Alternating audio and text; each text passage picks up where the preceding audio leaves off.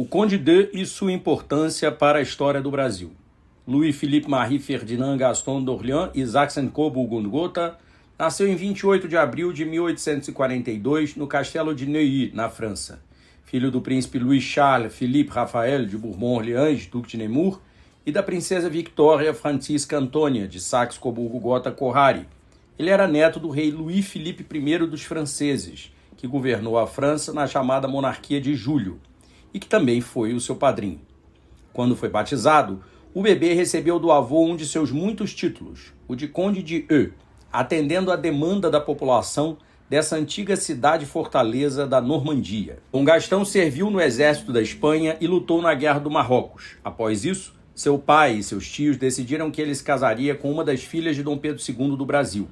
Em 15 de outubro de 1864, ele desposou a herdeira do trono, Dona Isabel Cristina Leopoldina Augusta, na Capela Imperial de Nossa Senhora do Monte do Carmo, no Rio de Janeiro.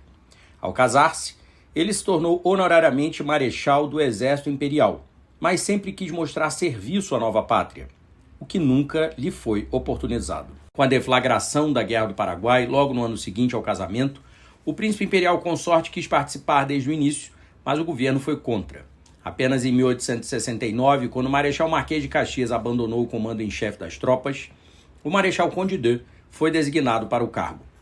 A historiografia se divide em mostrar um príncipe despreparado e ávido por glórias, sendo capaz mesmo de matar criancinhas, entre aspas, fora de qualquer senso histórico do que a guerra significou, e outra menos histriônica, que o mostra como um militar preparado, mas não plenamente capaz de lidar com as penúrias do exército brasileiro e partícipe dessa grande tragédia que foi a Guerra da Tríplice Aliança contra a ditadura paraguaia. Ao voltar ao Rio de Janeiro, o engenheiro militar e empresário André Rebouças preparou-lhe imensa celebração popular, em que foi reconhecido como herói de guerra. Passada a tormenta, o príncipe continuou na direção da Comissão de Melhoramentos do Exército e no Comando Geral da Artilharia até o fim dos seus dias no Brasil. Quando o país estava no fim do Segundo Reinado e a escravidão havia sido abolida pela famosa Lei Áurea assinada pela princesa regente, preparava-se o Terceiro Reinado, em que ele seria o imperador consorte e auxiliaria a mulher na administração do império. Em novembro de 1889, após terem celebrado suas bodas de prata, Dona Isabel e Dom Gastão, a família imperial foi forçada a deixar o país em golpe de Estado de militares e civis que justamente acusaram Dom Gastão de se intrometer na política e querer o poder. Ele foi, aliás, o único membro da família que se trajou como militar durante a quartelada, envergando sua farda de marechal, e indicou ao sogro que eles resistissem.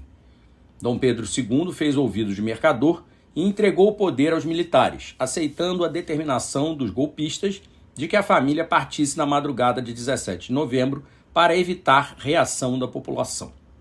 No exílio, a família imperial brasileira residiu por meses em Portugal, onde morreu Dona Teresa Cristina Maria e todo o restante do tempo na França, terra natal de Dom Gastão.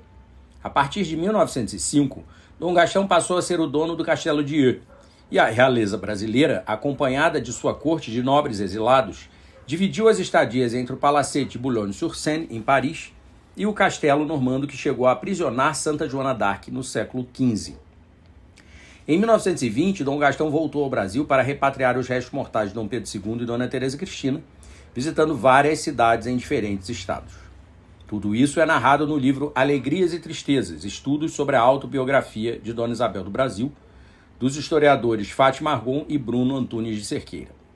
O Marechal Conde de ficou viúvo de Dona Isabel I do Brasil em novembro de 1921, após 57 anos de casamento. Ele faleceu durante o jantar a bordo do navio Massília, que o trazia para as comemorações do centenário de nossa independência, em 28 de agosto de 1922, já em águas territoriais brasileiras. Seu corpo, preservado em um frigorífico, chegou ao Rio de Janeiro e foi velado na Igreja da Irmandade da Santa Cruz dos Militares, de que ele havia sido um dos provedores. Após jazer no mausoléu da Casa de Bourbon-Orléans, em Dreux, na França, seus restos mortais e os da esposa retornaram ao Brasil em 1953, conforme o vídeo histórico que se encontra no canal do Instituto Cultural Dona Isabel no YouTube, e finalmente foram depositados na Catedral de São Pedro de Alcântara, em Petrópolis, em 13 de maio de 1971.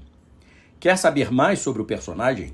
Assista aos diversos vídeos do canal História do Brasil Como Você Nunca Viu, que abordam a vida do príncipe, em especial as aulas sobre os 100 anos de sua morte e os 180 anos de seu nascimento.